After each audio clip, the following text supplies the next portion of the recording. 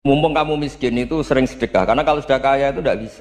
Saya memberi analogi gini, kalau saya masih santri miskin, punya uang 100.000, diminta guru saya 50 tak kasihkan, padahal itu 50%. Punya 2 kambing kurus, diminta guru saya 1 pasti tak kasihkan, padahal itu 50%. Jadi kalau punya sapi Brahman atau sapi limusin yang harganya itu 100 juta, punya 2, diminta 1 boleh enggak? Enggak boleh. Saya punya motor butut 2, diminta teman saya 1 boleh, tapi kalau Davidson Harley itu enggak boleh itu. Nah, walhasil itu kalau kita miskin, misalnya kita zaman kuliah atau zaman mondok atau zaman apa saja, punya uang 100.000, narik temannya sampai 50.000 kan biasa. Tapi setelah 1 miliar, berani enggak kamu kasihkan 500 juta? Sama-sama 50% ya? Enggak kan? Assalamualaikum warahmatullahi wabarakatuh. Bismillahirrahmanirrahim. Saya ini termasuk kiai yang enggak suka dekat sama orang-orang top. Bukan karena hasud. Memang konstitusi kiai harus gitu, la tamuddanna ainaika. Kenal orang lebih tinggi itu kan resiko. Misalnya saya kiai desa, mungkin punya keri tua sudah seneng, punya kijang tua sudah seneng. Gara-gara kenal Pak Wahid naik Kempri, waduh kok saya kalah itu. Kenal orang itu kan resiko. Mungkin dosen-dosen sini kalau kenal saya di Rembang juga resiko. Di sini gak ada cium tangan, biasa dosen, wah gak enak jadi dosen. Jadi memang harus dibatasin. Sekiranya mungkin orang itu, karena la tamuddanna ainaika ila, kamu jangan sering melihat orang lain yang mungkin secara lahir dapat nikmat yang lebih tinggi dibanding Anda. Kalau kamu nggak bisa ngelola hati Anda bisa hasut, Anda bisa dengki. Paling tidak Anda bisa ada syukur. Terus saya itu sering didolani pejabat. Juga sering melihat pejabat di TV-TV. Naik mobil aja ada yang naikkan. Bahkan kalau wudhu itu anduk aja ada yang bawa. Itu kalau yang nggak kuat, weh naik jadi pejabat. Ya makanya terus konstitusi kiai itu mengatur, sudahlah mata kamu itu kamu batasin.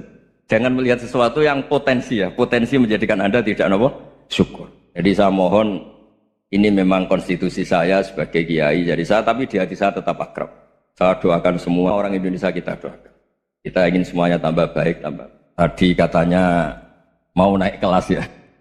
Kalau naik kelas dari rumah saya niatkan mari mengkaji diroyah. Diroyah itu melogikakan riwayat. Jadi misalnya kita sering dengar Rasulullah SAW sering ngendikan kalian masuk surga itu bukan hanya berdasar amal, tapi berdasar anugerah Allah Subhanahu wa Ta'ala. Oke, kita sepakat amal kita, perilaku kita, ibadah kita andaikan dikompensasi dengan nikmat yang Allah berikan tentu tidak seimbang. Untuk bayar itu saja sudah lunas. Jadi Anda semua tidak berhak masuk apa? Surga. Sehingga di beberapa riwayat dijelaskan ada orang yang 500 tahun ibadah, nggak pernah maksiat. Ditanya sama Allah, kamu masuk surga karena apa? Karena ibadah saya ya Allah. Ya sudah, surga kamu 500 tahun saja, karena ibadah kamu 500 tahun. Ini cerita umur-umur orang dulu. Ya Allah, katanya surga engkau ini selamanya.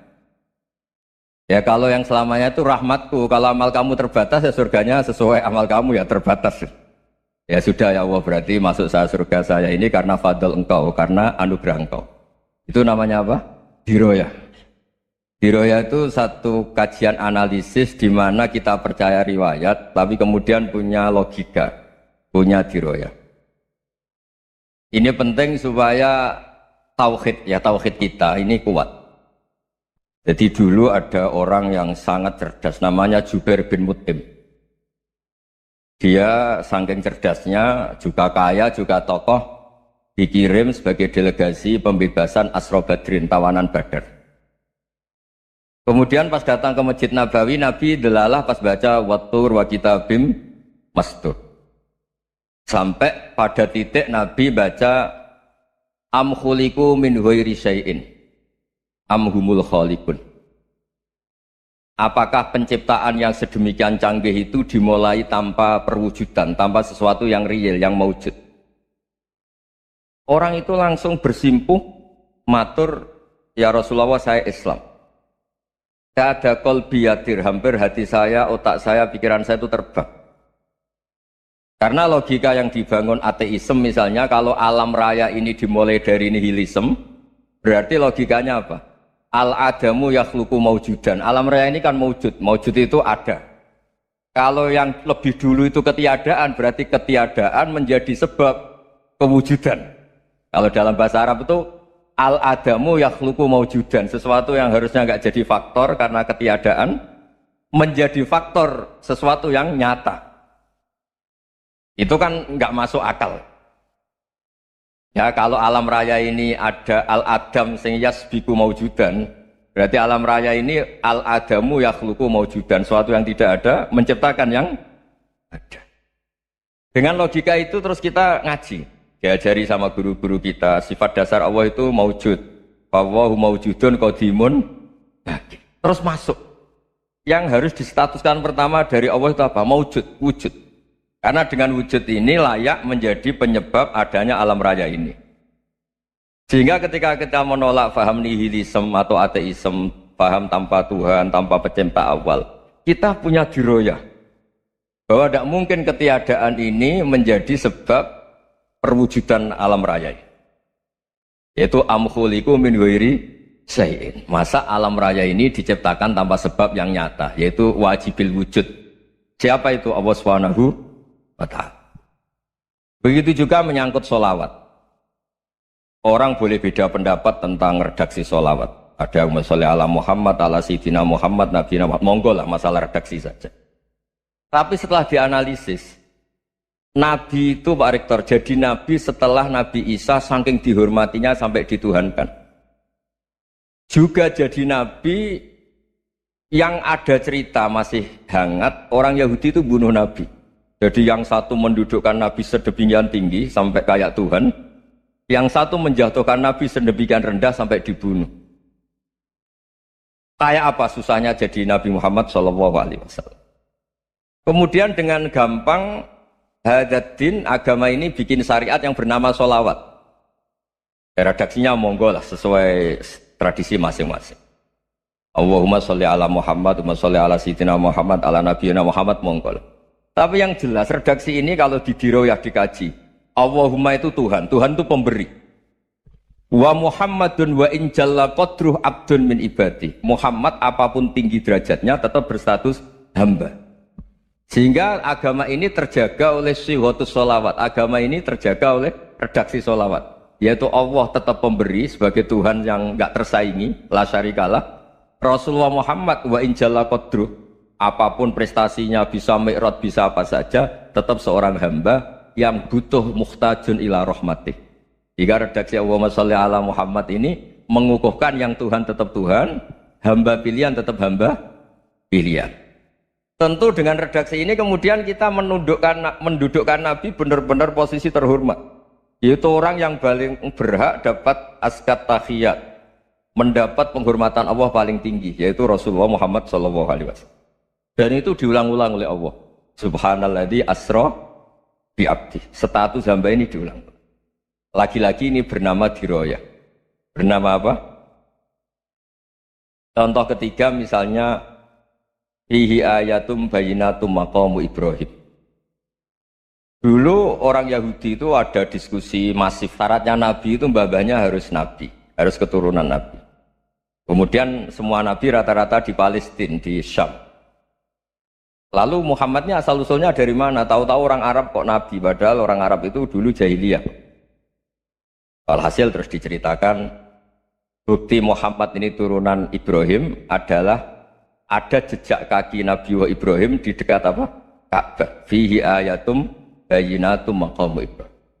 Kalau Nabi Ibrahim pernah di Mekah, artinya beliau pernah meninggalkan turunan yang di Mekah, yaitu bernama Nabiuna Muhammadun sallallahu alaihi wasallam. Itu disebut fihi ayatum bayinatum maqamu Ibrahim.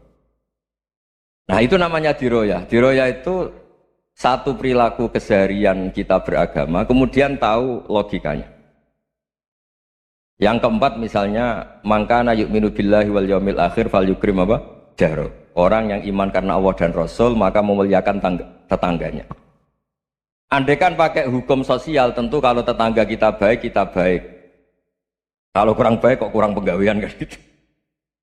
Tapi dulu itu pernah ada seorang ulama itu dibully ya, dikerjain sama anak muda tetangganya. Pak Kiai datang ke rumah saya, orang ini datang. Kemudian setelah di rumahnya, saya tidak jadi butuh sama Pak Kiai, silahkan pulang. Itu Kiainya senyum menikmati. Dan itu terulang 3 kali. dibully seperti itu, dikerjain terulang 3 kali. Lalu tetap kiainya tuh asik, seneng sekali. Lama-lama kemudian ditanya, kenapa engkau tidak tersinggung? Padahal saya kerjain sampai 3 kali, tak undang, terus tak suruh pulang, tak undang, tak suruh pulang. Kata kiai tadi, yang memerintahkan baik sama tetangga itu Allah. Jadi saya nikmati ketika bisa baik sama Anda. Tidak ada urusannya dengan perilaku Anda yang menolak saya. Nah itu terus kita tahu, memang motifnya kita baik sama tetangga karena iman sama Allah dan Rasul, bukan hukum kompensasi sosial. Jadi kalau mau diteruskan Pak Rektor, saya ngajar di sini ya karena perintah Allah, itu orang alim harus ngajar, bukan karena perintah Rektor. Kalau diteruskan. Ya saya mohon juga gitu, para dosen, para karyawan di sini, kalau nggak khianat dengan UI itu karena takut sama Allah, jangan takut sama Rektor. Kalau Anda baik juga karena Allah, jangan baik karena apa? Rektor. Bagaimanapun ya semua kita ini makhluk. Makhluk itu la yadurru wa la yanfa. Begitu juga melihat Indonesia. Melihat saya ini kan ikut di UI itu lama sekali, ikut sama Profesor Zeni, dari Profesor Zeni nulis tafsir. Mungkin Pak Hersoyo tahu banyak, dulu Pak Lutfi ya tahu banyak. Tapi saya memang nggak pernah terbuka karena ya memang nggak ingin sebenarnya. Kondisi ini kondisi darurat ini. Sehingga saya tahu cara berpikir Profesor Zeni, ya tahu komitmen beliau pada UI. Dan pendiri UI memang ya banyak yang dari tokoh NU, Muhammadiyah, dari tokoh-tokoh ormas yang lain memang didirikan banyak orang. Hingga UI memang nggak milik ormas apa tertentu. Dari satu sisi memang baik, nggak dikuasai ormas tertentu. Tapi nanti kalau keterusan ya nggak berbentuk. Ya sudahlah dikelola saja. Sambil-sambil jelas, sambil-sambil kadang nggak jelas. Yang penting ikhlas tadi. Karena kalau terlalu asobia itu jadi repot. Kita ini yang nekuni fikih itu tahu. Kalau tidak kunut itu mazhabnya Hanafi. Kunut itu mazhabnya Syafi'i. Tahu-tahu seakan-akan Imam Syafi'i itu NU, Imam Abu Hanifah itu Muhammadiyah. Padahal ini orang-orang yang sebelum NU dan apa? Muhammadiyah. Jadi kalau kita yang nekuni ilmu itu biasa saja dengan perbedaan. Tapi kalau orang-orang yang nggak siap dengan perbedaan itu sampai Allah disifati Ta'ala itu tidak terima. Padahal Ta'ala itu maknanya Maha Luhur, yang Maha Agung. Jadi ada seorang kiai kebetulan pidato pertama Pak Rektor. Assalamualaikum warahmatullahi ta'ala wabarakatuh. Di mubalik kedua ini nggak terima karena itu dianggap bid'ah ada Ta'ala. Hanya dia bilang Assalamualaikum warahmatullahi ta'ala wabarakatuh. Itu saking asobiahnya itu Allah ditambahi Ta'ala itu tidak terima. Padahal Ta'ala itu maknanya Maha Agung.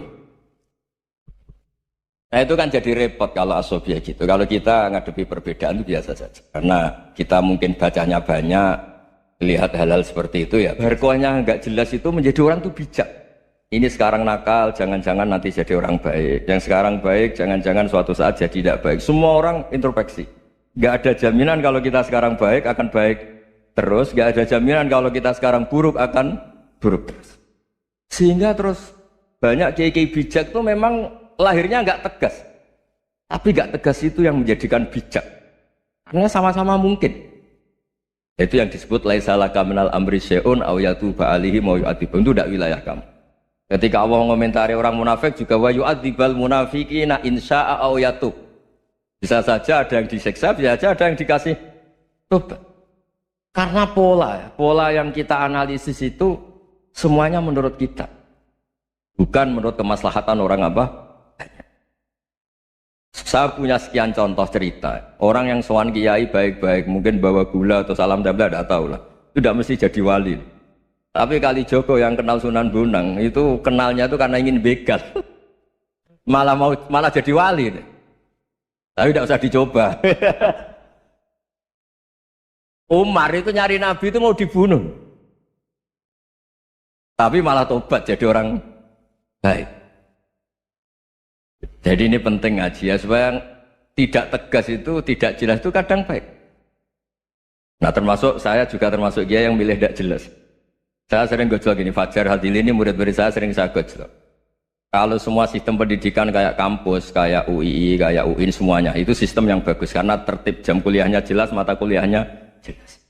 Kalau di pesantren itu Pak Harso itu gak tertib, tapi justru itu enak ketemu di jalan orang berani tanya. Nah ini kalau mbak-mbak misalnya menstruasi, mau belajar haid nunggu semester berapa baru tahu.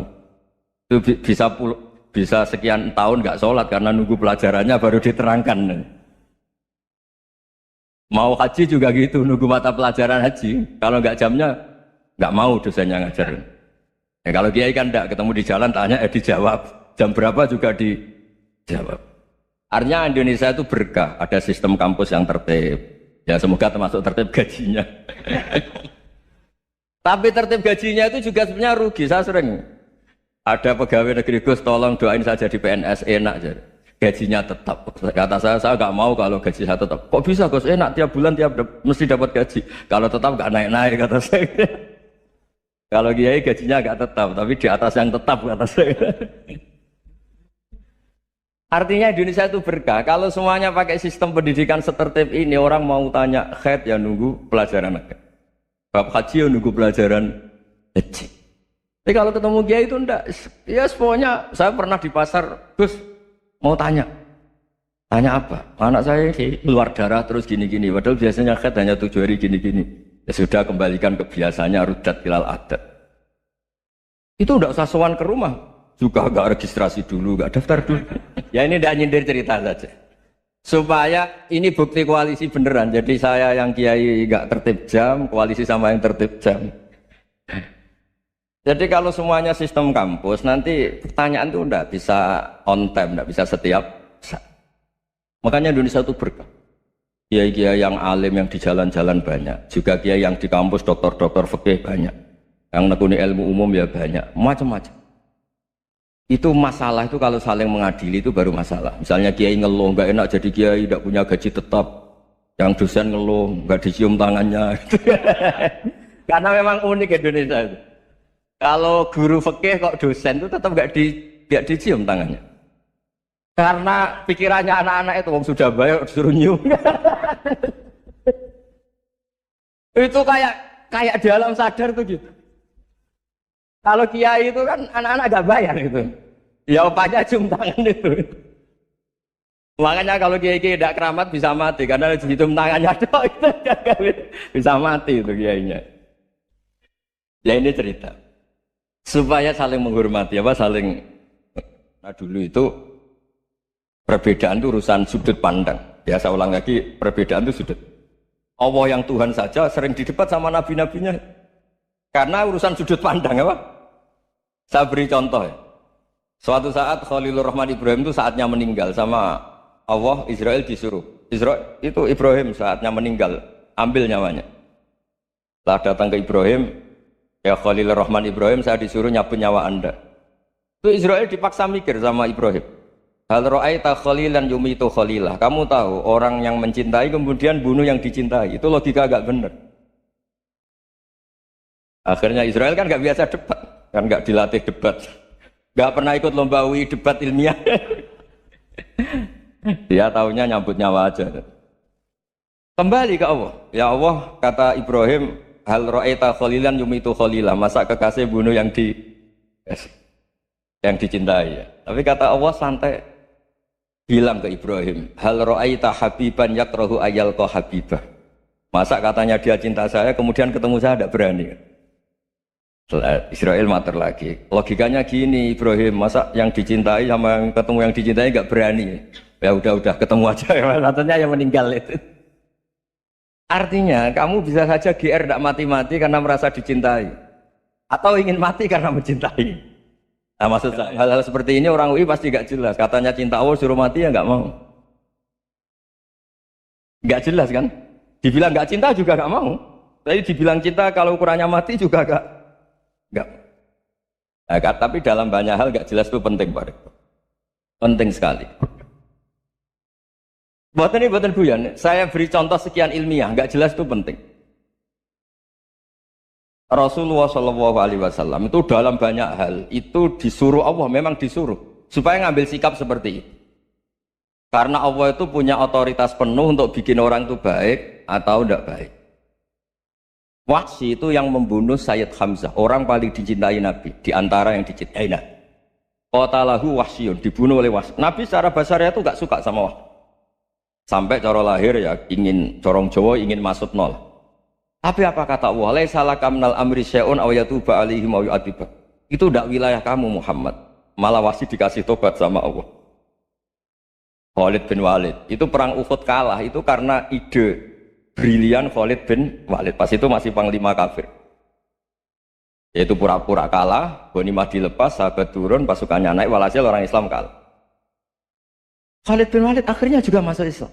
Orang yang secara basariah Nabi itu gak siap. Kebalikannya juga ada. Sa'labah itu orang sampai gelar hamamatul masjid. Ini pas ngaji mesti ingat, salah. Dia di masjid terus. Setiap habis salam tuh lari karena istrinya nyuwun sewu masih berpakaian yang tidak pantas. Kenapa engkau terburu-buru pulang? Pakaian yang dipakai istri saya sekarang saya pakai.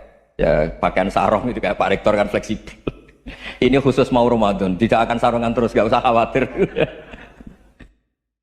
Jadi ini tadi sudah janjian. Saya yang kiai celananan, beliau yang rektor pakai sarung. Jadi iya. Supaya itu barter madhab. Tapi hanya sekali ini aja, bukan. Jadi jangan diharapkan ini jadi tontonan terus-menerus. Dan ini barter madhab. Saya sama Profesor Kores juga sering gitu. Saya pakai sarung yang dihadiahi beliau, beliau pakai sarung yang dihadiahi saya. Memang itu tradisi Islam. Tahadau tahabu, kamu saling memberi hadiah maka kamu saling mencintai. Bukan riswah, bukan riswah. Walhasil terus Sa'labah ini, mbok saya didoakan Nabi supaya saya kaya, supaya tidak sering ganti-ganti pakaian seperti ini sama istri saya. Jangan-jangan kamu miskin itu lebih baik. Ngotot minta didoakan. Didoain Nabi kaya, terus lama-lama ninggal sholat, ninggal jamaah. Itu Allah belum tersinggung. Yang mulai Allah tersinggung itu kan saya sering fatwa di mana-mana, sering memberi saran. Mumpung kamu miskin itu sering sedekah, karena kalau sudah kaya itu tidak bisa. Saya memberi analogi gini. Kalau saya masih santri miskin, punya uang 100.000, diminta guru saya 50 tak kasihkan, padahal itu 50%. Punya 2 kambing kurus, diminta guru saya 1 pasti tak kasihkan, padahal itu 50%. Jadi kalau punya sapi Brahman atau sapi limusin yang harganya itu 100 juta, punya 2, diminta 1 boleh enggak? Enggak boleh. Saya punya motor butut 2, diminta teman saya 1 boleh, tapi kalau Davidson Harley itu enggak boleh. Nah, walhasil itu kalau kita miskin, misalnya kita zaman kuliah atau zaman mondok atau zaman apa saja, punya uang 100.000, narik temannya sampai 50.000 kan biasa. Tapi setelah 1 miliar, berani enggak kamu kasihkan 500 juta? Sama-sama 50%? Enggak kan? Nah Sa'labah gitu, ketika zakat masih per 40 kambing 1 kambing itu sebenarnya kan masih ringan. 41, 82. Kambingnya itu sudah mabenal jabalen. Barang dihitung zakat karena sudah ribuan, jumlahnya sampai 400 kambing. Banyak lah pokoknya. Terus kata Sa'labah, ini pemerasan. Karena jumlahnya besar. Allah tersinggung karena nabinya dianggap narik zakat itu dianggap khorat, dianggap pemeras. Allah tersinggung kemudian fa'aqobahum nifakon fi qulubihim ila yaumil. Dia ditegur munafik. Semenjak itu terus tadi kembali gak jelas tadi. Jadi kalau makanya itu pakar-pakar akhlak ya, pakar-pakar etika peradaban. Itu tertampar betul ketika Nabi urusan ilmu itu mengabaikan itu. Kalau sudah urusan ilmu. Misalnya begini, ada urusan ilmu. Ada mbak-mbak cantik atau ibu-ibu cantik. Itu dalam Islam itu diajarkan jangan sopan-sopan banget. Kata Nabi, karena kekuatan ilmu itu di atas kekuatan akhlak, di atas kekuatan adab. Ya nisa an-nabi lastunna ka ahadim minan nisa. Ini taqaitunna fala takhdu'na bil qaul. Fa yatma alladhi fi qalbihi maradun. Misalnya ada mbak-mbak cantik, menarik, kemudian sopan misalnya sama Pak Fajarin sama dosen-dosen. Monggo binara. Wah itu bahaya pikirannya kemana-mana itu. Orang yang imannya pas-pasan, berarti mau. Maksud saya kalau cantik, menarik, ketemu di jalan, biarin aja dosennya mau kemana, biarin aja. Gak usah dihormatin. Kalau dihormatin, Pak mau kemana sadereno bisa bahaya. Nah, biarin aja. Kalau tanya, Dek ini alamatnya mana? Cari sendiri Pak. Karena hanya dengan cara itu, si Pak dosen ini gak kepikiran. Gak ada orang suka orang kedus itu gak akan. Tinggal sudah cantik, sopan.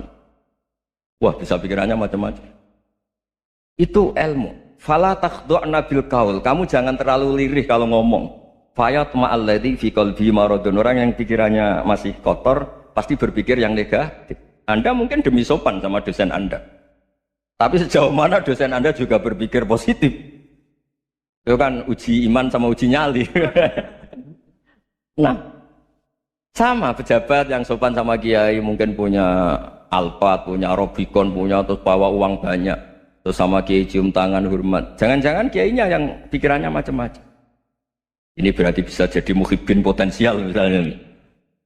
Nah, saya ini termasuk kiai yang pengagum ilmu. Sehingga saya sama orang yang medit, yang kikir sama saya itu saya senangnya bukan main.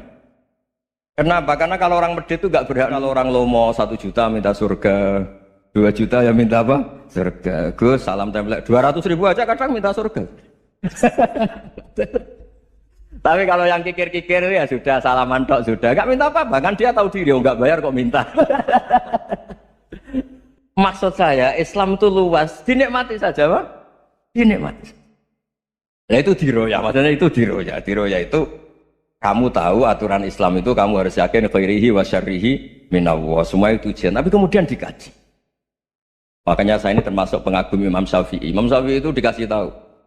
Ada orang yang di depan engkau cium tangan hormat, itu di luar ngomong-ngomong, ngata-ngatain Anda. Imam Syafi'i tertawa-tawa sewenang. Loh, ada ini dikata-katain di luar kok. Kok tidak kamu anggap munafik malah tertawa. Berarti saya wibawa, di depan saya nggak berani. Dianggap enteng saja. Dibilangin, sebagian orang kampung sini nggak suka sama engkau. Baguslah, tidak akan pinjam uang sama saya.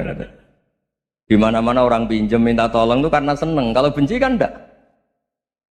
Intinya dianggap enteng saja. Yang terjadi di dunia itu semuanya dianggap enteng saja. Man asa ilaika faqat atlakoka. Yang berburuk sama kamu itu membebaskan kamu. Coba kalau akrab, titip. Ya misalnya akrab sama Pak Fajar, bilangkan ke Pak Rektor, sangkap atau jadi guru tetap atau apa, kan ribet. Kalau tidak cocok kan nggak minta apa-apa. Makanya hati-hati Pak Rektor sama yang akrab-akrab itu. Itu dulu saya juga nggak paham. Di antara wasiat Bapak yang sering diulang-ulang tuh itu. Suatu saat kamu jadi kiai, ngelola orang nggak seneng tuh gampang. Sudah, situ orang lain. Tapi kalau ngelola orang orang seneng tuh repot. Mintanya aneh-aneh. 100.000 aja minta surga. Hanya teman tenis saja minta naik jabatan. Intinya itu ya sudahlah dikelola. Yang seneng ya berkah, mungkin teman berjuang, teman diskusi. Yang nggak seneng ya berkah, karena ini tidak minta macam-macam, enggak seneng. Nah itu namanya diroya. Diroya itu satu kajian keilmuan yang menjadikan kita ini nyaman dengan riwayat-riwayat, panduan-panduan dari Rasulullah Shallallahu Alaihi Wasallam. Kayak tadi. Kenapa sih tentang baik sama tetangga, baik sama tamu? Hitung-hitungannya itu mangkana yu'minu billahi wal yaumil. Seseorang bertobat. Dulu umatnya Nabi Musa ada yang menyembah anak sapi, ijel itu, harus tobat. Itu tobatnya ekstrim betul. Kalau tobat sekarang kan cukup istighfar sama istighosah. Kalau dulu enggak, liyak tulal bari umingkum al mujrimah, yang terbebas dari dosa menyembah anak sapi, membunuh yang terlibat atau pernah menyembah anak sapi. Makanya ayatnya apa? Fatubu ila bari'ikum faqtulu anfusakum. Ya, jadi orang-orang yang pernah menyembah anak sapi itu tobatnya apa? Faqtulu anfusakum. Sebab itu semua ulama berkewajiban menerangkan nasa-mansa. Sampai Sayyidina Ali suatu saat ada mubalek atau ustadz itu ngajar di masjid, ditanya, kamu tahu nasa-mansa enggak? Enggak tahu. Kata Sayyidina Ali, berhenti jadi mubalek, lisensinya dicopot. Dicopot, kemudian halakta wa ahlakta, kamu rusak juga merusak. Kenapa demikian? Logikanya begini, semua nabi itu kan panutan. Saya ulang lagi ya, semua nabi itu panutan. Tapi kalau kamu tidak tahu nasaman, so jangan-jangan kamu ikut nabi sebelum kamu, yang nasahnya itu syariatnya sudah apa? Mansukhoh, sudah di nasah. Itu kayak kasus Sunda Wiwitan itu. Itu gak mau punya Nabi Muhammad karena kurang keren, kurang sepuh. Nabinya langsung Nabi Adam. Resikonya adalah beberapa aliran sesat itu, aliran yang kurang benar itu, zaman Nabi Adam kawin otomatis sama saudaranya. Lalu masa sekarang kita membolehkan kawin sama Allah? Kalau sama Nabi Adam mau tidak mau. Karena yang cowoknya ya bin Adam, putrinya binti. Lalu Allah bikin satu sunnah yang suami istri itu harus beda, yaitu satu kandungan itu melahirkan satu pasang. Dan boleh dulu memang pasangannya orang jelek itu orang cantik, Makanya agak sial itu yang perempuan-perempuan itu. Memang mulai dulu gitu kalau cantik itu kesunatannya dapat jelek. Nanti sama-sama masuk surga karena yang cowoknya ibadahnya syukur, yang ceweknya sabar. Itu nanti sama-sama. Nah kebetulan si Qabil itu ganteng sekali Qabil. Berpasangan dengan Labuda itu jelek gembrot, pokoknya tidak cantik. Enggak lah, kebalik. Qabil itu berpasangan sama Iklimah. Jadi Qabil ganteng, punya adik kandung namanya Iklimah itu cantik sekali. Yang Habil itu rapati apa? Berarti yang Habil apa? Ya rapati ganteng, berbarengan dengan Labuda juga rapati cantik. Nah karena tadi ya berarti Qabil bareng siapa? Iklimah, Habil, Labuda. Maka untuk kawin ini nggak boleh satu kandungan. Jadi dulu karena nggak ada perbedaan ibu bapak, mau tidak mau beda. Yang penting beda. Yaitu akhirnya apa? Qabil dapat Labuda, yang Habil dapat Iklimah karena beda kandungan. Itu sudah cukup. Nah, akhirnya kan nggak terima si Qabil. Masa orang ganteng dapat orang jelek. Jadi mulai dulu itu maunya orang ganteng ya dapat orang cantik, nggak terima. Tapi Allah ngatur seperti itu. Akhirnya terjadi percekcokan. Nah, dulu itu semuanya itu religius, sehingga ukuran percekcokannya masih religi, yaitu ya gini saja, kita ngadakan kurban, yang diterima itu yang menang. Ya ternyata dalam kompetisi itu yang menang siapa? Habil. Akhirnya Habil jadi menikahi siapa? Iklim. Kalau sekarang kompetisinya kan siapa paling kaya yang menang, lebih gampang.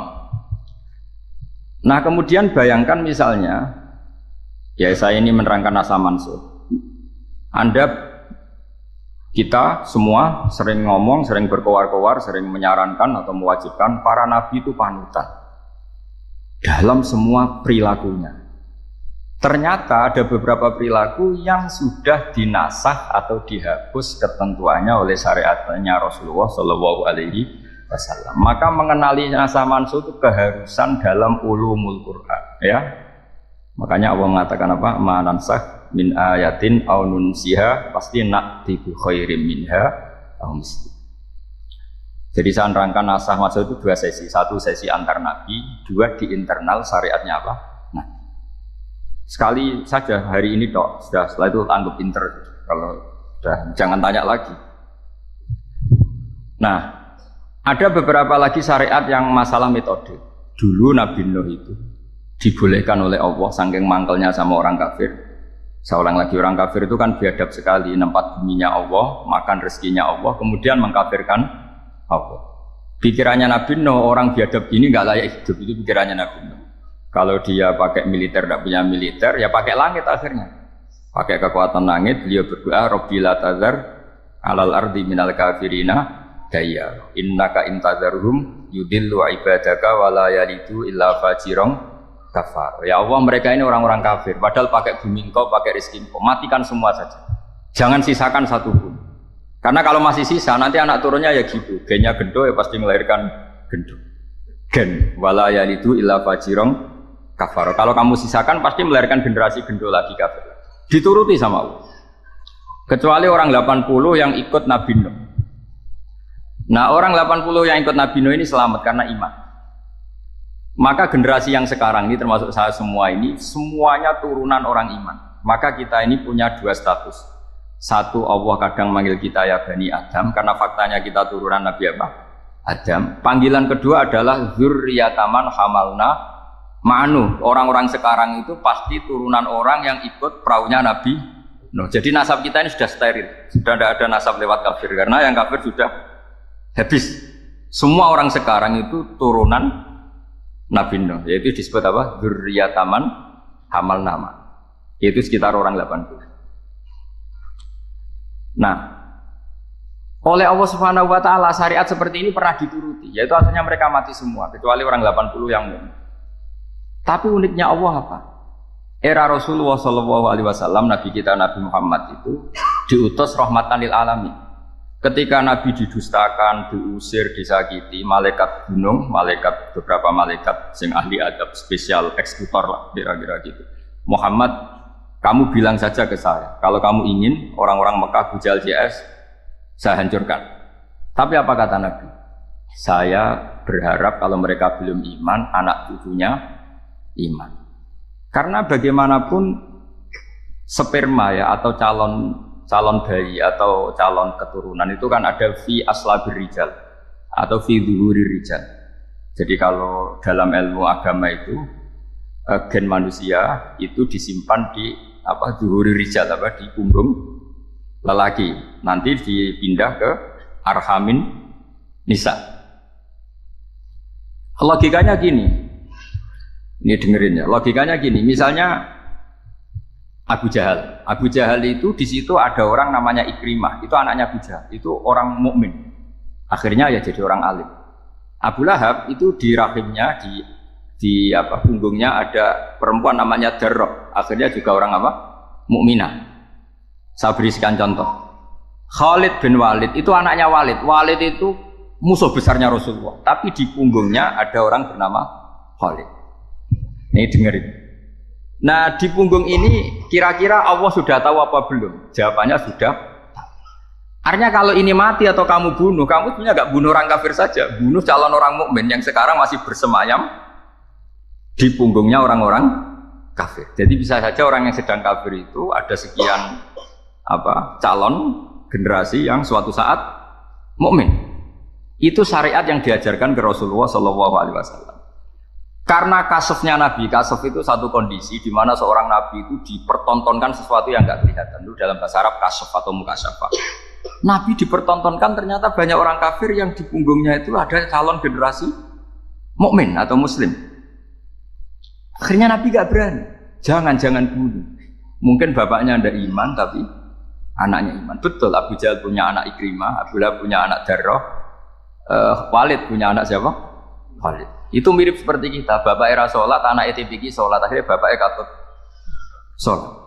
Banyak gak di Indonesia? Bapaknya tidak bisa baca Quran, anaknya hafid. Nah, itu kalau bapaknya kamu habis, tidak ada yang meselin. Makanya biarkan hidup saja. Nah, artinya gini, andaikan tidak ada ulama yang menerangkan nasa mansuh, dikira syariat Nabi Nuh itu abadan mu'abbadat, selamanya lama.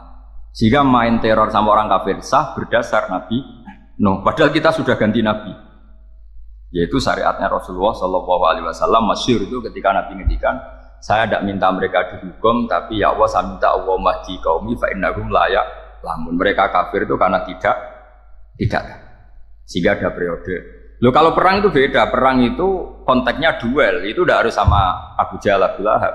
Ada penjahat mau bunuh kamu wajib perang enggak? Wajib. Penjahatnya meskipun muslim apa harus kafir? Meskipun muslim. Maka kata ulama fikih sebetulnya perang duel itu bukan syariat muslim sama kafir tok. Masya muslim sama muslim, misalnya ada orang mau merkosa istri kamu, terus dia pamit gini, saya muslim ya, beri hak loh. Nggak bisa. Saya penjahat loh, muslim, jadi kamu nggak boleh merangin saya, ngelawan saya kan muslim. Nggak bisa, tetap harus dilawan. Makanya kata ulama-ulama fikih, pertarungan sama musuh itu tidak harus sama orang kafir. Orang muslim pun yang mengganggu kehormatan kita, misalnya mau merkosa istri Anda, itu harus dilawan. Makanya Nabi ngendikan mangkutila guna mali fahuwa syahid, mangkutila guna harimi fahuwa syahid. Orang yang mati karena membela kehormatan keluarganya atau hartanya, maka dia mati syahid. Dan penjahat yang mati ini muhaddarun damu, diabaikan sehingga nggak kena kisos, pembunuhnya nggak kena. Misalnya ada penjahat mau bunuh kamu duel menang, kamu nggak kena kisos karena ini muhaddarun damu, diabaikan kehormatan. Padahal dia muslim, apa? Muslim. Ini perlu. Jadi ini mengaji ini agak jelimet tapi gampang. Kan kalau paham nggak paham selesai, jadi yang nggak baca selesai. Sehingga kalau nggak ada nasa mansuh, maka orang selalu berpikir pokoknya yang penting ikut Nabi. Nah itu bahayanya kalau Anda tidak tahu detail, jangan-jangan syariat yang kamu ikuti itu syariat yang sudah berstatus mansukhoh, telah dicabut. Dan itu banyak. Makanya kata Sayyidina Ali ketika ada orang ngajar gak tahu nasa mansuh, halakta wa ahlakta, kamu rusak dan merusak orang lain. Seperti tadi pernah ada kawin itu satu turunan, yaitu era Nabi Adam. Masa kita sekarang kawin sama satu turunan, kan gak mungkin. Ya kan, pernah ada membumi hanguskan orang kafir, yaitu syariatnya Nabi Nuh, itu dihapus oleh syariatnya Nabi Ibrahim dulu. Yaitu Nabi Ibrahim menghentikan apa? Faman tabi'ani fa innahu minni wa man asani fa innaka ghafurur rahim. Ya, kalau orang ikut saya ya Allah ya pasti golongan saya. Kalau yang masih maksiat, masih balelo, saya berharap engkau ampuni. Akhirnya banyak orang kafir tobat. Coba era Rasulullah itu semua orang kafir Mekah itu kafir. Nabi belum wafat. Itu sudah ada 114.000 mukmin semua. Jadi Nabi menangi mayoritas orang menjadi mukmin dari mayoritas kafir. Yaitu disebut wara'aitan nasa yadkhuluna fi dinillahi afwaj. Andai kan Nabi Muhammad pakai syariatnya Nabi Nuh, bisa enggak mengislamkan orang sebanyak itu? Enggak bisa kan? Maka ini penting mengenali nasab mansur. Jadi periode cara wong Jawa maksud no tuntas. Robila tadar itu, pasot tuntas itu, menghabisi itu habis. Di periode Nabi siapa? No, syariat itu sudah enggak dipakai lagi. Yang dipakai apa? Faman tabi'ani fa innahu minni wa man asani fa innaka ghafurur rahim. Lah Nabi Muhammad ini Nabi yang kena khitab anit tabi' millata Ibrahim hanif. Jadi masternya Nabi Muhammad itu mentornya Nabi Ibrahim. Sehingga syariatnya ya faman tabi'ani fa innahu minni wa man asani fa innaka ghafurur rahim. Tidak syariat Rabbila tadar alal ardi minal kafirina day. Jelas ya. Jadi mengenali nasa manusia itu penting sekali karena kalau enggak Anda halakta wa ahlakta, kamu merusak diri kamu sendiri juga merusak orang lain karena menfatwakan hukum yang sebetulnya sudah berstatus mansukh hanya berdasar itu kan syariatnya nabi-nabi dulu. Syariat yang apa? Syariat yang nggak pernah terhapus hanya satu, usuluddin, yaitu tauhid, itu sama. Tapi kalau syariat itu beda-beda, atau furu'iyah itu beda-beda. Yaitu tadi saya beri contoh era Nabi dulu, kalau ada pakaian najis, dipotong, dibuang. Era Nabi Muhammad dicuci. Orang kafir dihabisi oleh langit. Era Nabi Muhammad nggak boleh, bahkan didoakan Allahumma hdi qaumi fa innahum la ya'lamun. Di Qur'annya apa? Wa in ahadum minal musyrikin astajaraka fa'jirhu hatta yasma'a kalam Allah tsumma ablighu ma'mana. Jadi kalau ada orang kafir enggak boleh main dihabisin, mereka beri peluang untuk mengkaji kitab Allah. Hatta yasma'a kalam Allah. Kalau mereka sudah berpeluang ngaji, harus tsumma ablighu ma'mana, harus dijamin keamanan. Ya, karena pada dzalika bi annahum qaumul la ya'lamun, bagaimanapun mereka memang karena ada. Nah, kenapa tidak tahu? Enggak. Karena tadi mereka tertutup oleh kultur yang beratus-ratus tahun. Mbah-mbahnya mereka menyembah batu, menyembah berhala. Ya tahunya itu ya Tuhan. Bagaimana Anda bisa menjelaskan sesuatu yang sudah beratus-ratus tahun kan tidak gampang. Maka ada periode dimaklumi. Apa? Kalau era sampean kan, mosok waktu disembah saking gobloknya orang, kamu lahir kan sudah nyembah Allah, tidak nyembah batu. Bayangkan kalau kamu jadi mereka. Wong perut kamu saja disuruh makan pizza sakit kok, karena saking lamanya makan sambal kan. Kamu bilang perempuan Indonesia saja cantik, saking lamanya jadi orang Indonesia. Padahal orang Indonesia tanyakan orang Eropa cantiknya di mana. Kamu lahir di Afrika, bilang orang Afrika itu cantik, tanyakan orang Eropa cantiknya di mana, hitam gitu kok. Jadi orang itu pasti terkooptasi oleh sekelilingnya. Orang Afrika akan bilang wanita Afrika itu cantik. Coba tanyakan orang Eropa, cantik apa enggak? Belas. Orang Eropa yang kulitnya gitu kata orang Eropa indah, kata sampean koyok anaknya kebo katanya kulitnya. Jadi orang itu akan terkooptasi oleh sekelilingnya. Bayangkan kalau semua orang nyembah berhala terus kamu tidak alasan kamu apa, kan menentang mayoritas. Dan itu berat. Maka dimaklumi oleh Allah dzalika bi annahum qaumul la ya'lamun fi manah panyeruan roh. Nah, pemakluman ini yang mulai sekarang terkikis. Orang main pukul saja enggak mau ngaji. Enggak mau ngaji Quran secara kafah. Jadi fatwanya Islam kafah tapi ngajinya Quran enggak kafah. Ngambil 1-2 potongan ayat dipakai dalil. Jadi Islamnya inginnya kafah tapi ngajinya Quran enggak. Nah, kalau kafah ya hafal 30 juz itu. Kalau mau ya kan mau kafah ya hafal berapa? 30. Makanya saya sering bilang, saya sering dinasihati orang karena belum tahu saya ini hafal Quran.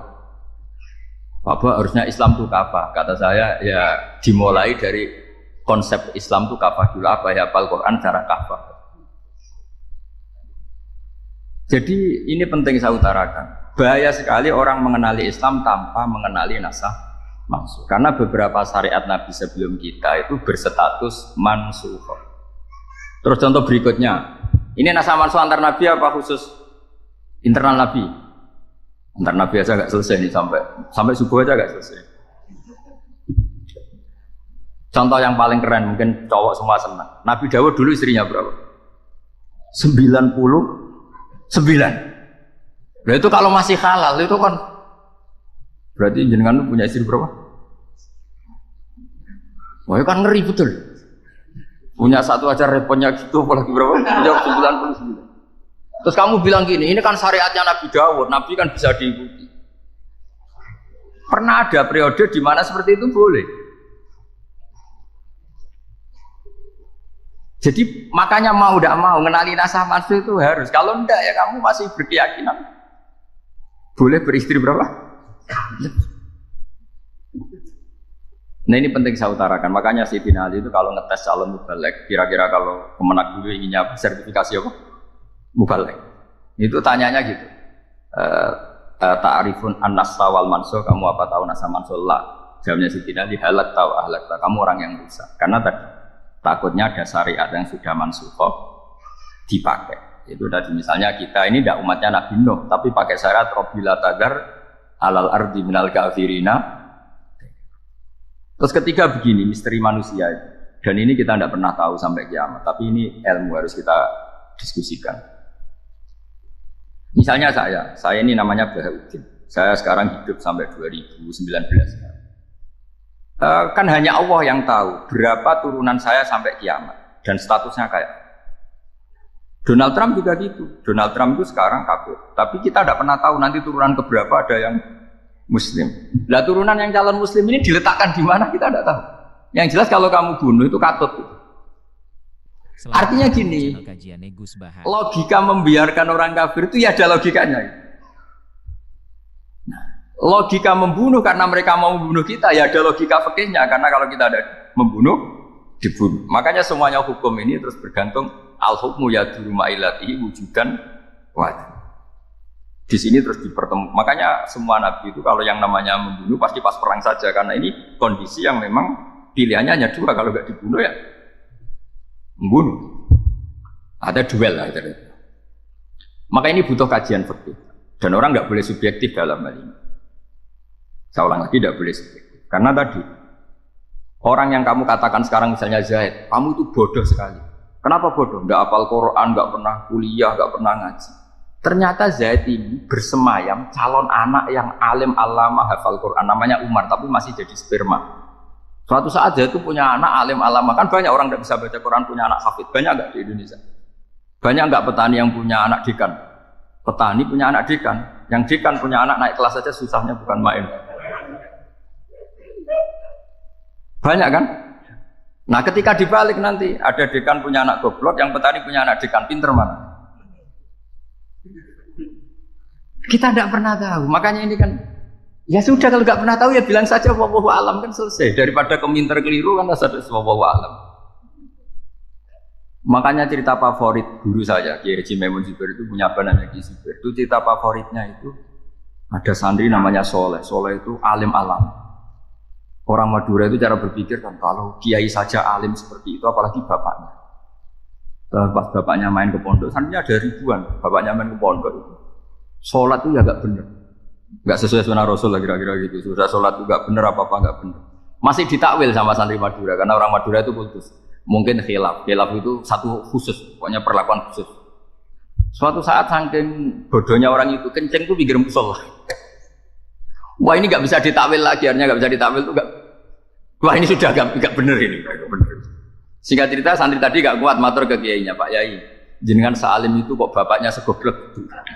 Kenapa? Ya, dia kencing pikir musola. Oh bapak saya itu pinter sekali. Kok bisa? Karena beliau yang memutuskan saya mondok sampai saya jadi alim alama seperti ini. Yang bodoh itu mbah saya. Bodoh itu mbah saya kan. Artinya gini, sekarang misalnya Anda dekan atau Anda rektor atau Anda profesor atau Anda kiai top mubalek kondang, Anda mau balik kondang terus punya anak, gobloknya bukan main. Atau apalagi anaknya ketangkep KPK. Yang satu anaknya orang bodoh jadi dekan. Kalau kompetisi ini pinter mana? Ada ahli metodologi tapi anaknya itu terlibat narkoba. Yang ini petani utun, anaknya dekan. Kira-kira kalau dikompetisikan pinter mana? Anaknya pinter petani tadi. Gitu. Yang ketika petani kamu vonis bodoh gitu. Tapi siapa tahu kalau ini menyimpan calon, paham ya? Kita tidak pernah.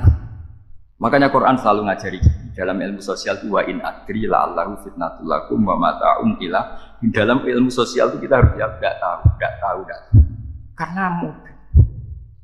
Makanya saya tadi pagi ngaji di direktorat saya bilang, saya pernah diprotes orang, Gus kamu udah 01 atau 02. Biasa aja Pak. Manusia itu makhluk yang paling gak jelas. Sekarang soleh suatu saat saja gak soleh. Yang sedang gak soleh suatu saat soleh. Sesuatu yang mungkin rubah kok kamu fanatik gimana? Nalarnya gimana? Coba kita tahu dulu Wahsy itu pembunuh Hamzah. Akhirnya mati mukmin ya. Padahal orang yang sangat dibenci Rasulullah karena membunuh Sayyid siapa? Hamzah. Sa'labah yang tukang itikaf di masjid akhirnya su'ul. Kita tidak pernah. Nah kalau nggak pernah tahu ya tidak usah terlalu fanatik biasa.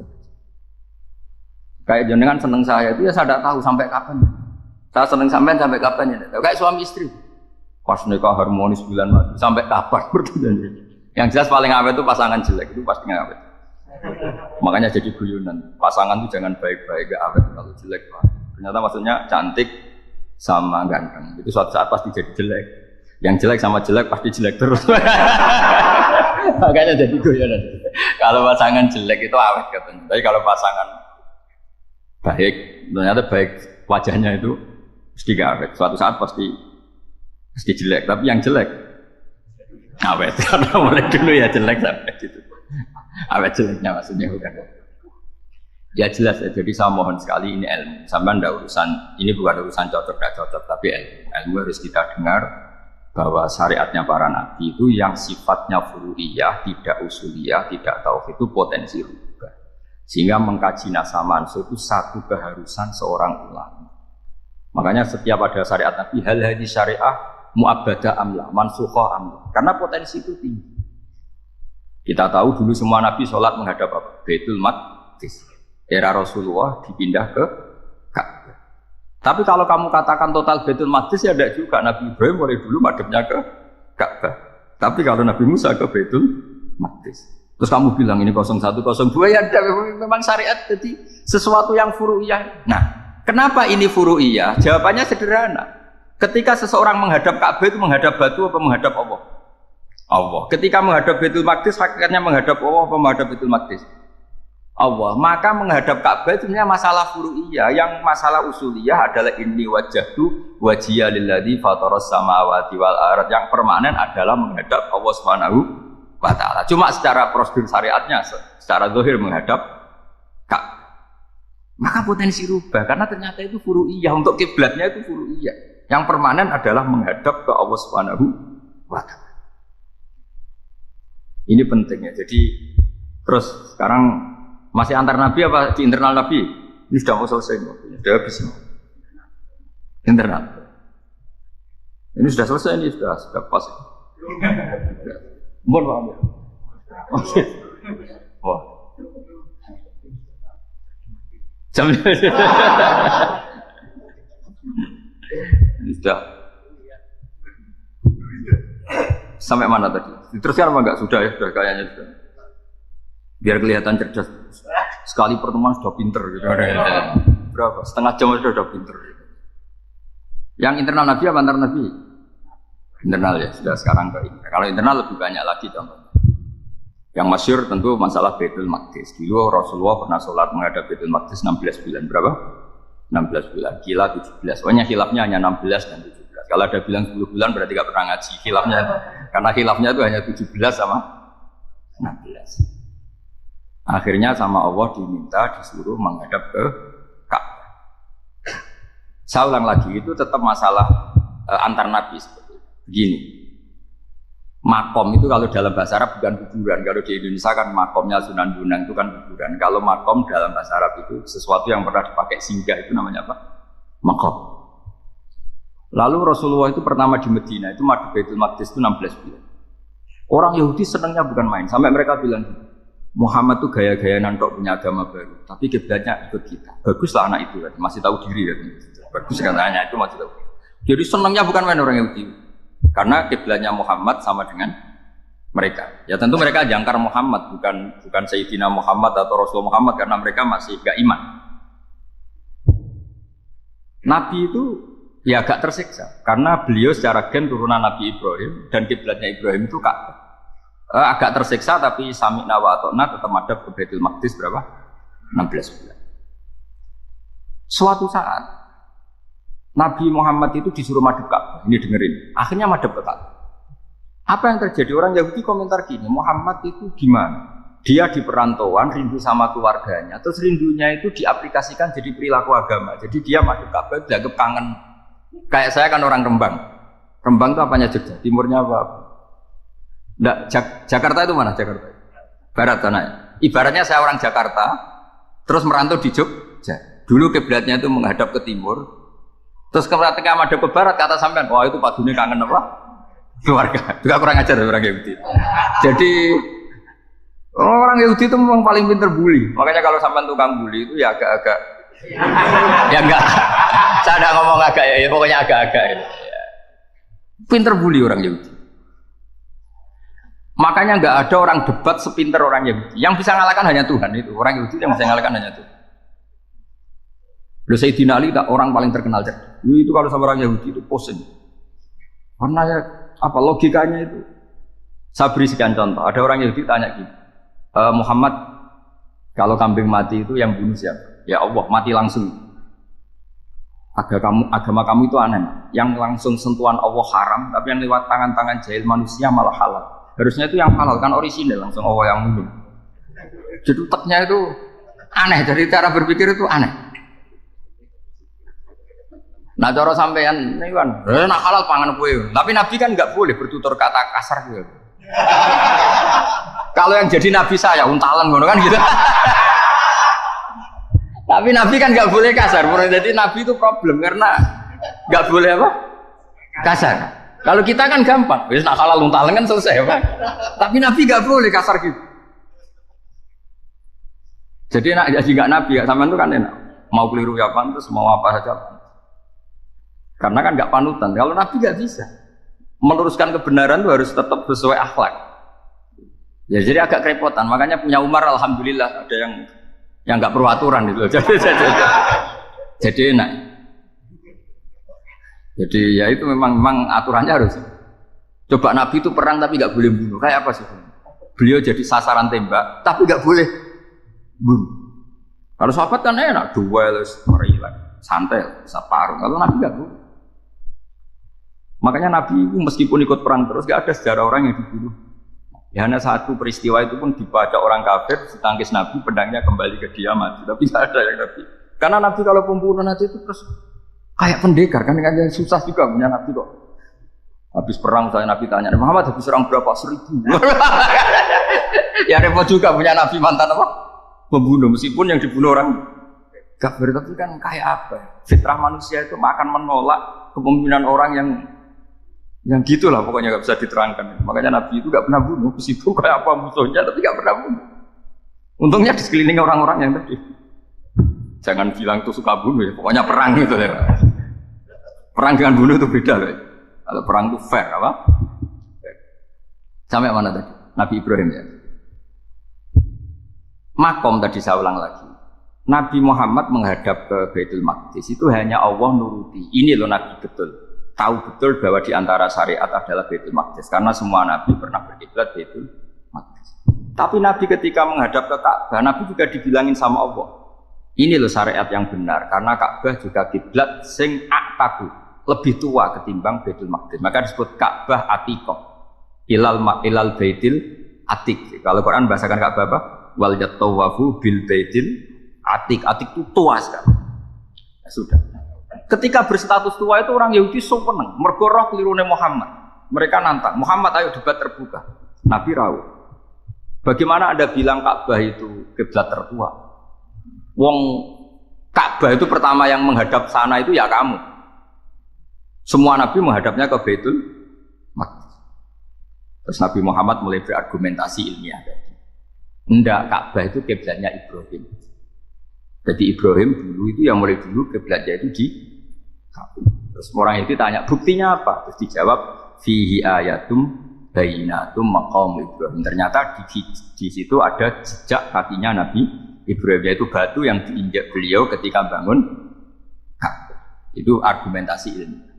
Lah barang orang Yahudi kehilangan ilmu, itu gobloknya orang Yahudi. Makanya yang bisa mengalahkan Yahudi hanya Allah Subhanahu wa taala. Luang Ibrahim saja golongan kita, pengikut kita. Ibrahim itu pengikut Yahudi. Wah, itu Nabi mulai senyum-senyum, mulai tertawa-tawa. Wah, itu goblok, orang terdidik.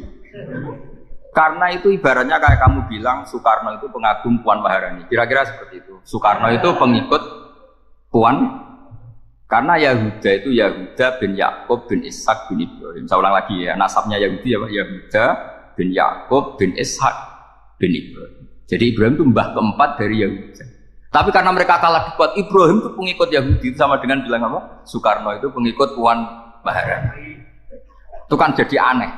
Atau Gus Dur pengikut Mbak Yeni, atau Basim Asari pengikut Mbak Yeni, itu kan aneh.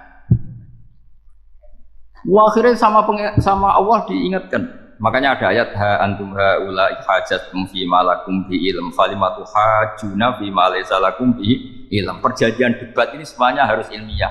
Tapi kenapa perdebatan Anda malah ndak ilmiah? Karena orang Yahudi iftadhu malu semua. Wah, semuanya Muhammad itu satu-satunya kekalahan orang Yahudi. Tapi ayat-ayat seperti ini itu enggak populer. Ayat ha antum haula hajatum fi malakum bi ilm falimatu hajuna fi ma laysa lakum bi. Jadi Islam, betapa hebatnya Islam. Kalau debat harus ilmiah. Dan Kanjeng Nabi menantang, ini perjanjian kita debat ini ilmiah. Kenapa sekarang jadi tidak ilmiah? Yaitu kamu mengatakan Ibrahim itu pengikut Yahudi, padahal Ibrahim dengan Yahudi itu dulu Ibrahim. Hanya Yesus kalah, tapi tetap orang Islam. Tapi nah, makanya terus Ka'bah dibuktikan ketuaannya lewat apa? Fihi ayatum bayyinatum maqamu Ibrahim. Itu bukan makam kuburan. Karena makamnya Nabi Ibrahim tetap di Hebron, kemudian Palestina. Kira-kira itu Palestina. Jadi Israel jadi Israel, boleh perang di. Jadi Israel jadi Israel, jadi Palestina nih. Saya pernah ziarah ke sana di Hebron. Di makamnya Nabi siapa? Ibrahim. Jadi jelas, jadi nasa mansuh itu ketentuan yang dikehendaki Allah Subhanahu wa taala untuk menguji loyalitas manusia, menanggalkan semua akal. Makanya saya mohon sekali siapapun yang ngaji saya dimanapun, sekali-kali manusia itu harus menanggalkan akal. Sekali Anda pakai akal, maka Anda akan ingkar dengan nasa mansuh. Nasa mansuh itu hukum yang direvisi, yang dibatalkan. Makanya orang Yahudi lagi-lagi pinternya orang Yahudi, merovokasi orang-orang yang Islamnya belum kuat, diprovokasi. Ungzuru ila Muhammadin tahayyara fi din yukhillu yauman wa yuharrimu ukhra. Lihat itu Muhammad, dia kebingungan cara beragama. Kadang bilang A, besok bilang B. Jadi nasa mansuh dianggap satu bentuk kebingungan. Gak kurang ajar. Wah, akhirnya sebagian orang yang murtad. Makanya nasa mansuh itu satu peristiwa yang menjadikan banyak orang murtad. Karena diprovokasi orang Yahudi bahwa itu bentuk kebingungan Muhammad. Akhirnya terus saya qulu subha minan nasi ma wallahum al-qiblati mulati kanu. Kelirunya orang Yahudi adalah ternyata nasa mansuh yang dipilih Rasulullah itu semuanya ada di Taurat dan Injil. Termasuk di Taurat dan Injil disifati dan Nabi sholli ilal qiblatain, bahwa Nabi ini akan bersolat dengan dua kiblat. Makanya tetap ditantang. Qul fa'tu bit Taurati fatluha in kuntum shadiqin. Kalau kamu tidak percaya bahwa saya ini orisinal, ayo bareng-bareng mengkaji Taurat. Tapi mereka tidak siap mengkaji Taurat. Karena Taurat semuanya mendukung Rasulullah Muhammad SAW. Fatluha in kuntum shadiqin.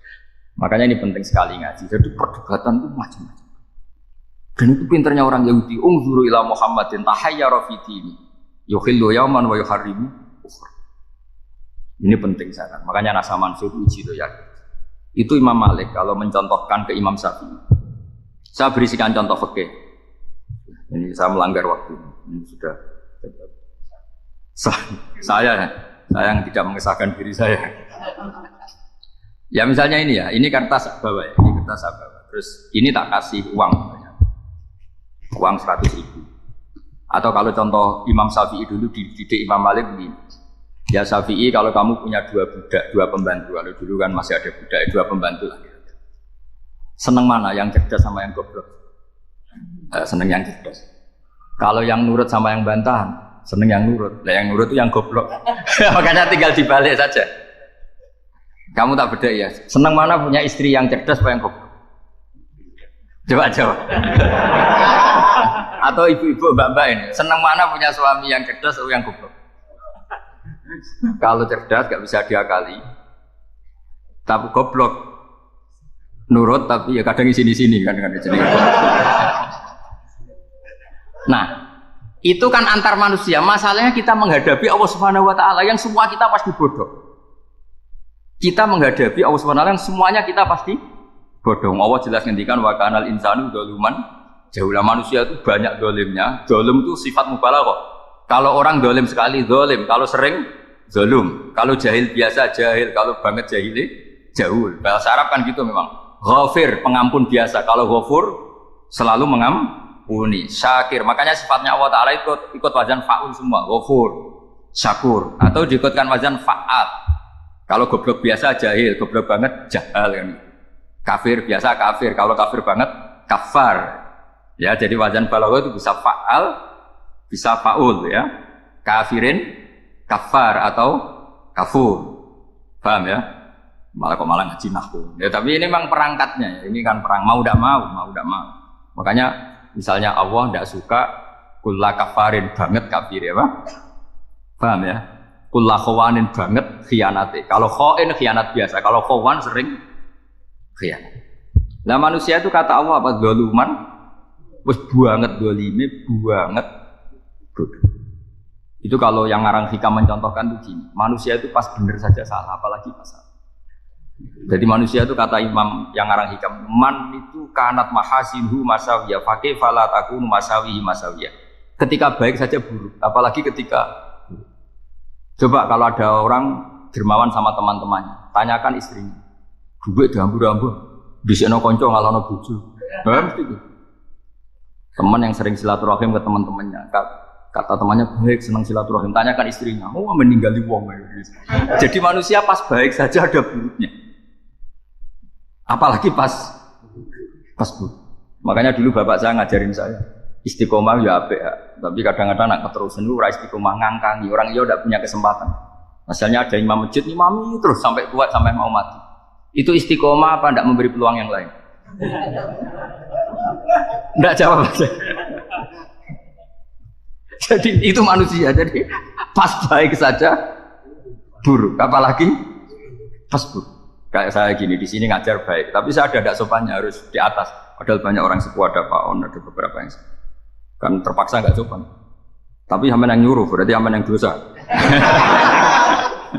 Kemarin saya minta di bawah supaya ganjaran saya utuh, ini gara-gara begini ganjaran saya ini agak terkredit terdebat itu karena itu. Saya teruskan. Jadi manusia itu punya sisi itu karena manusia itu dzalum dan jahul. Bahkan al-insanu dzaluman. Problemnya ini ngadepi Allah yang selalu pinter, yang kita selalu bohong. Misalnya gini, kamu ditanya Allah. Ini contohnya Imam Malik.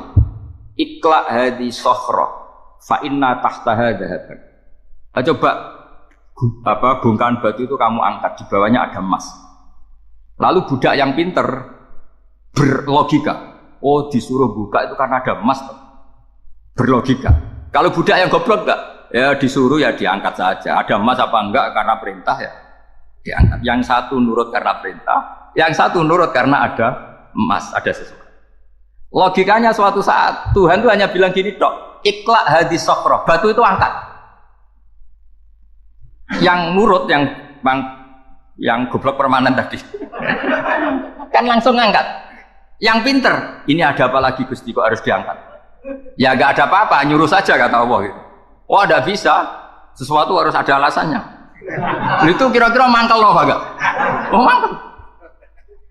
Nah, logikanya manusia seperti itu. Makanya dua murid pinter, di rakyat pinter, presiden ya susah mesti demo. Goblok ya susah sini uang. Ini kan nggak ada pilihan. Memang manusia itu nggak ada pilihan. Nah sekarang masalahnya gini di fikih ini saya kembali lagi ke fikih. Pertanyaannya secara fikih begini. Misalnya iddah. Iddah itu seorang perempuan ditinggal mati suaminya atau ditinggal atau cerai. Itu kan ada namanya apa? Iddah. Iddah itu memastikan apa tujuannya? Memastikan rahim itu steril dari mani atau sperma zaut awal. Supaya nanti kalau dinikah orang lain tidak terjadi ikhtilatul nasab. Oke, berarti iddah kita beri argumentasi secara ilmiah li baro'ati rohmi. Jadi misalnya Zaid menceraikan istrinya Sri dalam keadaan masih bisa haid. Iddahnya 3 kali masa suci. Wal mutallaqatu yatarabbasna bi anfusina salah satu. Lalu karena secara teori medis kalau haid berarti bukti tidak hamil.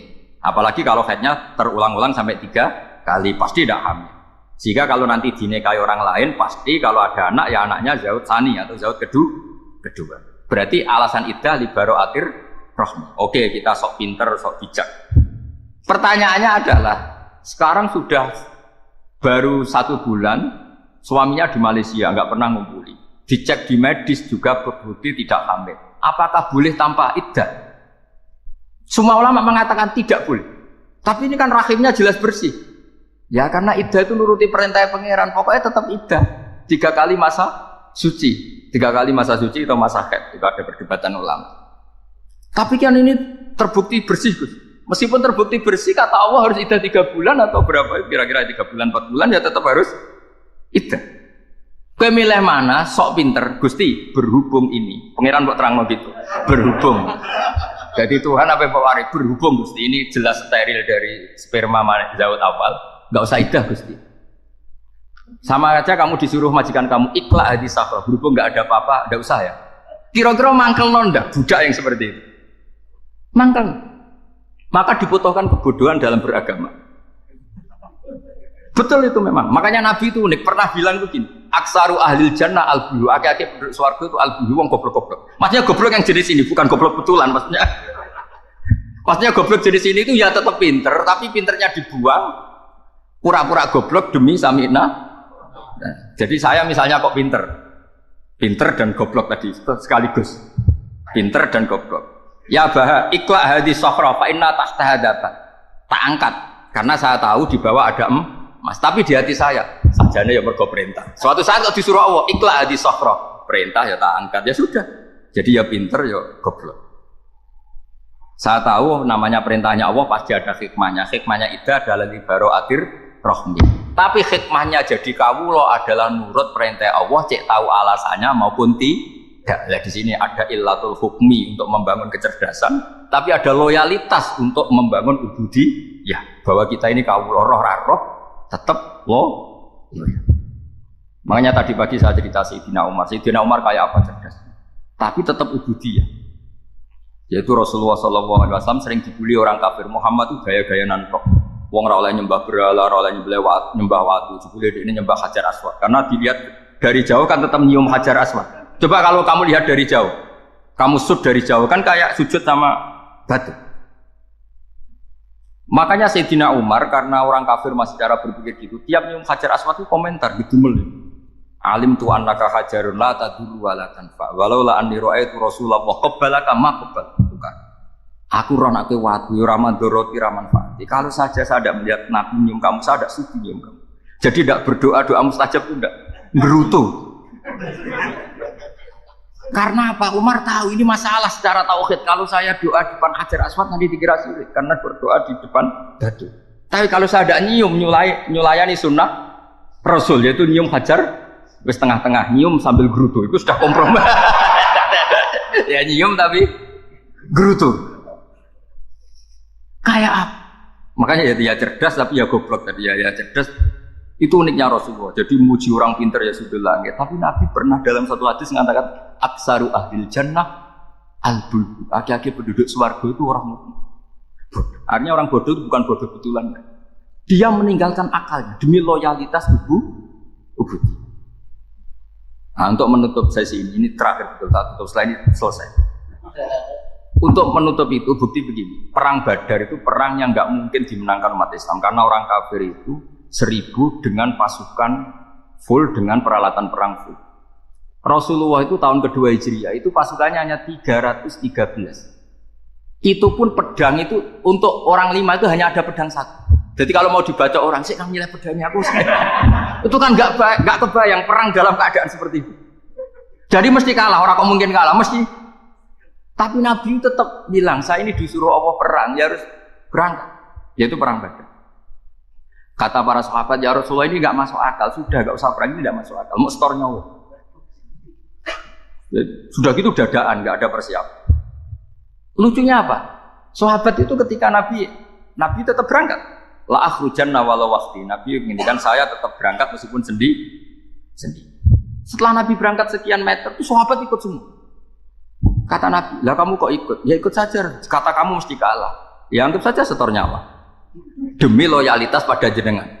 Itu makanya nggak ada periode sebaik periode sahabat. Tapi yang gerutunya jalan. Karena gerutu ini bawaan ilmiah. Makanya kita loyal sama presiden. Tapi yang nggak cocok ya gerutunya jalan. Tapi bawaan mencintai Indonesia tetap jaga stabilitas. Itu bawaan cinta Indonesia, bukan cinta pejabatnya kadang. Gerutunya jalan. Tapi bawaan loyal sama Indonesia tetap mengaku. Bawaan loyal sama Rasulullah tetap ikut perang. Bawaan akal karena nggak masuk akal ya gerutu. Dan itu uniknya Quran itu mengapresiasi itu dan dianggap gak masalah. Saya bacakan ayatnya. Kama akhrajaka rabbuka min baitika bil haqq wa inna fariqam minal mu'minina lakarihun yujadilunaka fil haqqi ba'dama tabayyana ka'annama yusaquna ilal mauti wa hum yanzurun. Peristiwa Badar ada peristiwa kamu itu keluar untuk perang. Sahabat kamu ngikuti, tapi mereka lakarihun, enggak senang sebetulnya. Karena enggak masuk akal. Ya geremeng tapi ya derek. Yujadilunaka fil haqq, mereka mendebat kamu dalam kebenaran. Jadi ya Rasulullah wong perang kawan kalah jenengan lakoni alasane nopo? Lah kowe kok melok? Ya saya harus ikut jenengan Nabi. Itu unik. Kalau orang sekarang mana mau, kalau nggak masuk akal nggak mau melakukan. Coba misalnya istri kamu belajarnya dikurangi, anggap saja petualangan latihan hidup di masa lalu, nggak mau. Padahal petualangan itu hal yang indah. Petualangan itu kan hal yang indah, kan nggak mau. Oh ngirit aja alasan. Tapi lucunya kalau dijak camping bermiskin-miskin di hutan, karena karpe dhewe, tapi nak suami yang ngongkon. Ayolah seminggu ini kita model miskin, anggap aja petualangan masa lalu. Enggak mau. Karena pinter, apa? Coba kalau bodoh. Ya ngono ya apa-apa Mas. Tapi resikonya nak bodoh, pas kamu sakit ya dibiarin. Karena dia melihat sakit kan biasa, namanya manusia. Jadi makanya ini pilihannya susah, hidup itu masih susah makanya ini. Jadi uniknya Quran gitu, Quran itu membolehkan psikologi manusia. Makanya Allah ngendikan kutiba alaikumul qital wa huwa kurhul lakum. Ya saya tahu kamu tidak suka perang. Allah yang ngakui bahwa enggak apa-apa. Tapi ketidaksenangan kita harus dilawan demi mengikuti Allah dan misalnya perempuan Allah juga gitu. Wa ashiruhunna bil ma'ruf. Gauli istri kamu muamalah secara baik. Kata Allah fa in karihtumuhunna fa asa an takrahu syai'a wa ja'alallahu fi khairan katsira. Mungkin ada watak yang kamu tidak suka, tapi di situ ada kebaikan. Allah ngaku yang namanya suami mesti ada watak yang enggak suka dari istri. Juga sebaliknya lebih banyak lagi yang suami istri kamu enggak suka watak kamu. Juga enggak suka hidung kamu, wajah kamu banyak lah yang enggak disuka. Tapi demi kestabilan negara suami istri ini, mereka loyal, justru itu bagus. Maka jagalah ilmu, juga jagalah loyalitas. Itu yang perlu saya utarakan. Jadi makanya agama ini dibangun dua. Satu kecerdasan hikmah, yaitu ya al-hukmu ya duru ma'ilati wujudan wa adaman. Tapi juga ada ubudiyah, bahwa agama ini milik Allah. Maka sami'na wa adaman. Karena begini logikanya, saya ulang lagi masalah batu. Iqla hadis sokhro fa inna tahta hadar. Terus saya angkat, pembantu saya ngangkat. Dia saya gaji atas nama apa? Nurut kan? Atas nama menemukan emas apa atas nama nurut? Nurut, karena emas itu juga penemuan saya, milik saya. Ngangkat batu yang nggak ada emasnya juga atas nama nurut. Jadi rapot yang saya berikan ke pembantu saya itu tentang nurut dan tidak nurut. Saya kan tidak peduli dengan cerdas dan tidak cerdas. Itu kan tidak sesuatu yang menguntungkan saya. Nah Allah juga gitu. Kecerdasan kamu, pinter kamu itu tidak menguntungkan Allah Subhanahu wa Ta'ala. Karena Allah itu tidak butuh pinter kamu, cerdas kamu. Allah hanya butuh mental ubudiyah kamu. Makanya Allah mensifati nabinya hanya subhanalladzi asra bi abdihi, karena status tertinggi manusia adalah sifat kehambaan. Makanya ya Tuhan nafsul mutma inna irji'i ila rabbiki radhiyatam mardiyah fadkhuli fi ibadi, berstatus sebagai hamba baru wadkhuli jannah. Nah kalau kamu berstatus hamba ya harus baik, gak usah kalian bantah. Coba kalau kamu rasional, ya Allah kenapa bikin surga nanti-nanti? Engkau kan bikin sekarang, ngapain repot-repot nanti?